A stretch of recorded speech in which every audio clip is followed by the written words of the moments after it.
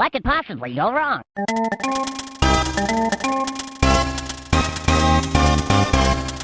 Despite its reputation, Bubsy 3D and more generally the entire Bubsy brand could for one probably be better described as some kind of chemical spill than brand, but for another exists to prove that sometimes reputation alone is enough to carry anything for this long in the mainstream consciousness regardless of whether or not it's even perceived to be good. Because let's be honest, and separate from what I might think, it's really not, is it? Nowadays that might not mean much for Bubsy, other than sure, you probably shouldn't be holding your breath for the Bubsy cinematic universe, but more so, and in the point I'm trying to make, that a whole generation of human beings have been exposed to the series en masse exclusively through YouTube personalities and video content more than have played it themselves. Don't ask for the numbers on that. Which is something I've always found pretty incredible to look at and think about the more I do look at and think about it. Because they're not having fun, they're not enjoying the game, it's used more as a tool for laughs. To laugh at. And sure, that's all fine, don't get me wrong, if laughing at it is how everyone chooses to enjoy it, then hell yeah, I'd rather you enjoyed anything than didn't. I'm a big supporter of separating art from the artists, productions from their producers. I think idolizing human beings is literally never a good thing, and it's just how I enjoy anything and everything. Him, her, they, whoever was behind these games never intended for them to be used this way, and if they could only be used as intended, they'd never be used at all. In this case especially. And is that maybe a little sad, like we're laughing at them? Sure, whatever. But what is art if not what you get out of it personally? And in the worst of cases, what is art if all the behind the scenes stuff and artists' intentions does matter and it comes from some rapist or Nazi?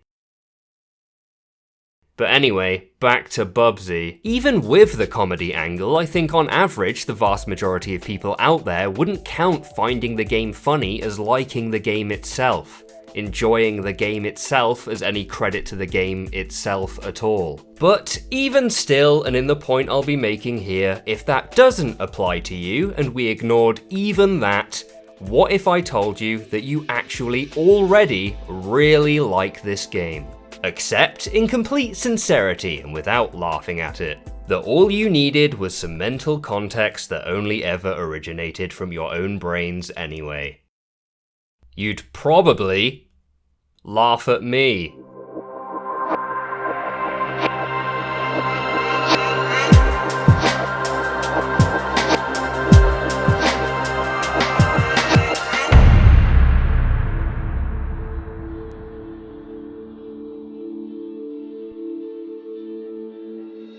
Personally, and what I feel puts me in a position to be talking about this to begin with, is that my experience with him is quite similar. I had gotten Bubsy 2 in a bundle of Mega Drive games I bought only because I wanted James Pond and ended up playing it for an absolute maximum of 5 minutes before concluding that that was probably enough. And it wasn't until I'd witness any of the videos I've mentioned that I'd even think the name Bubsy again, let alone have any motivation or reason to actively go out of my way to sit down and engineer the infamously worst 3D third entry to work in a playable state without buying it, for all the effort that takes. So the question remains then, why did I?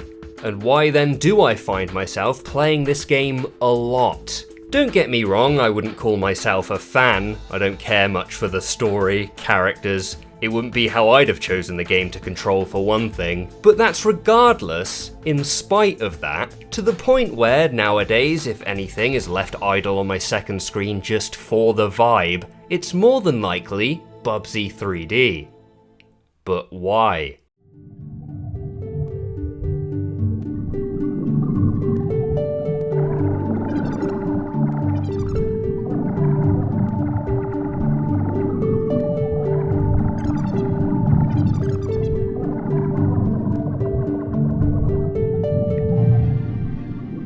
Whether you love or hate the current trend of sticking the word core or wave in front of anything to create every form and variety of aesthetic that has ever for some reason needed to exist, and even some that didn't, you just can't deny that whatever scratches that weird, psychotically specific little itch you have is easier than ever to find and indulge yourself in. To no end if that's really what you wanted. The rise of Dreamcore, Weirdcore, Webcore, or whatever definitely didn't start the trend, but if nothing else, it gave video games like Yume Niki, LSD Dream Emulator, Hylix, Crypt Worlds, Soda Drinker Pro, Eastern Mind, and so on, a place where they made some sense, if only for the fact that they were being categorized based on not making sense, where fans of one of these games could find more, and more, and more. And while sure, like what happens with any kind of mass appeal, this creates a market, resulting in games from people and companies for monetary purposes, ruining a lot of the point and meaning there's a lot more trash to have to sift through. Otherwise, it only spreads the enjoyment, happiness, fun, and love of them, which is only ever a good thing, I think anyway.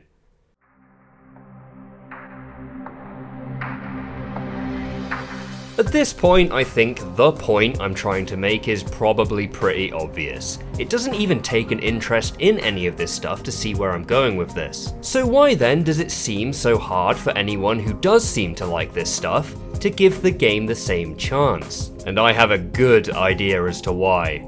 It just so happens, no doubt purely coincidentally, that it's just popular to hate Bubsy right now, while at the same time weirdly being into things like Weirdcore. You want to dislike Bubsy, therefore you do. And hey, I'm an advocate for doing what you love, but the issue is, what you love in this case is Bubsy 3D. And I'll be the first to finally admit it here in this video, that so do I. I love this game. I think it looks amazing, like straight violently ripped, kicking and screaming out of one of my dreams at some points. Nightmares in some places. The twisted, distorted landscape with the senseless funhouse colours and sounds all clashing violently, essentially refusing to have any kind of coherent style or scheme. The ominous suspended geometry looming over every level, making you feel like you're not supposed to ever actually be able to tell if it's a deliberate device to make the game feel trippy and weird, or just that it's telling you something deeper about the physics of this world, which would definitely explain the controls. Every line is anything but straight, all jagged and shooting out in any direction. It makes the PS1 Z buffer and the sharp accelerated camera movements just work, or at least work together to complement everything else. It's almost as if the movements move to the absolute insane psychotic circus music that calls itself this game's soundtrack, and I cannot get enough of it.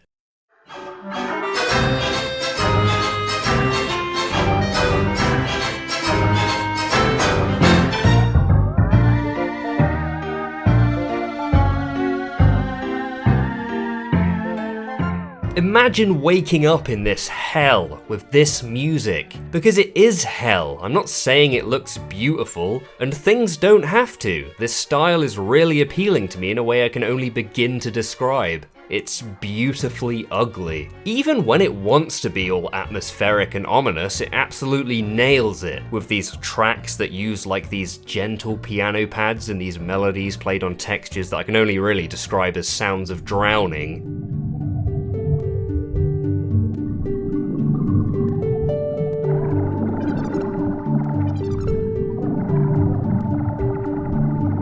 It's amazing, I love it. The enemies, if you want to call them that, because they act more like stationary turrets or obstacles when they're not shooting at you from off screen, otherwise only really serve to add this dressing to the levels, where they aimlessly wander around, almost in the same way that bugs do. And because of the fog, the view distance being abysmal, you get these silhouettes pacing back and forth on the horizon, making the world feel populated and alive, but again, just with these things. For better or for worse.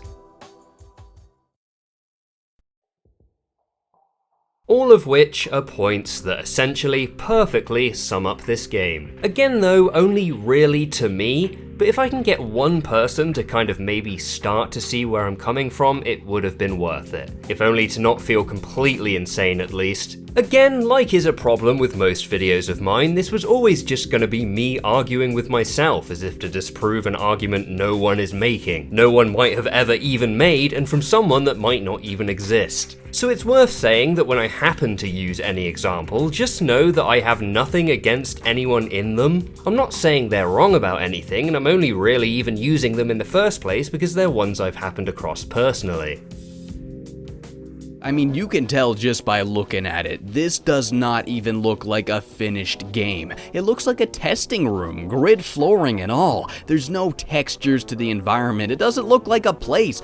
Your imagination goes to die. It's just a bunch of squares and like Windows 98 screensaver shapes.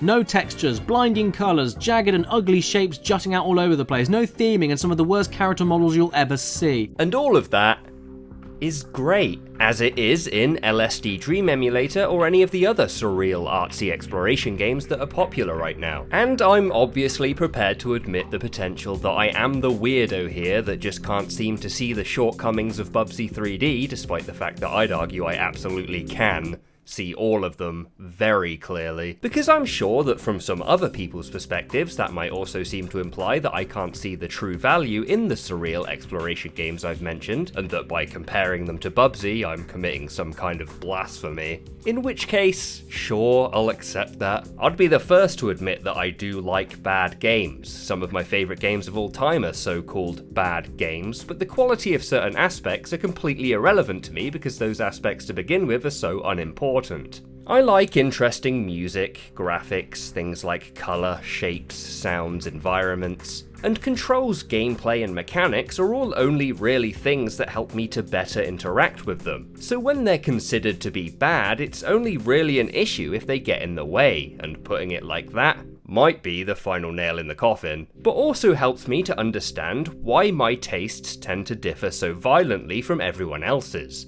And honestly, at this point, why not? Because in which case, even games with seemingly no value whatsoever, like Bubsy 3D, can bring some joy and light to even the darkest of places. In this case, that being my life. Because, and like what is becoming the point of this video, finding a reason to like and enjoy something can only really ever be a good thing.